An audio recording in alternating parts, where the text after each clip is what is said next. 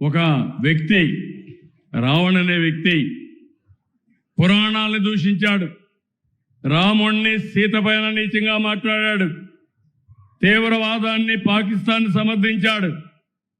అలాంటి వాళ్ళకు అండగా ఆర్థిక సహాయం ఈ గొడ్డలి పార్టీ చేసే పరిస్థితి వచ్చింది. ఎంత బరిదిగింపుని అడుగుతున్నా, ఇది న్యాయమని అడుగుతున్నాను. మీకు ఇవన్నీ నేను చెప్పాలి. మత విద్వేషాలు ఎవ్వరూ రెచ్చగొట్టడానికి వీలు లేదు. రౌడీలని, గూండాలని, సంఘ వ్యతిరేక శక్తుల్ని ఎవరు ప్రోత్సహించడానికి వీలు లేదు. కులాల్ని, మతాల్ని విభజించడానికి కూడా వీలు లేదు. ఎలాంటి వ్యక్తి అంటే, ఇక్కడ నంద్యాలలో విగ్రహం వాళ్ళ పార్టీయే, అతనే విధ్వంసం చేశాడు. దాన్ని కూడా రాజకీయం చేయాలని చూశారు.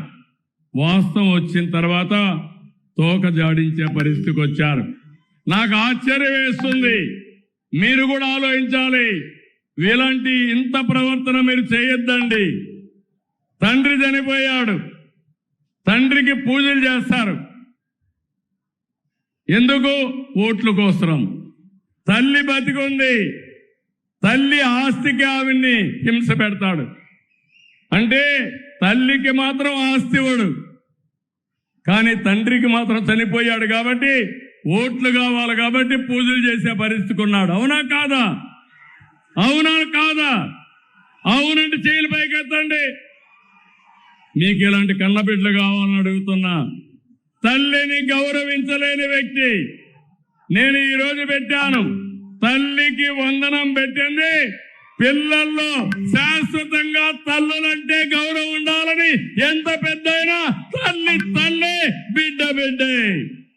అవునా కాదమ్మా?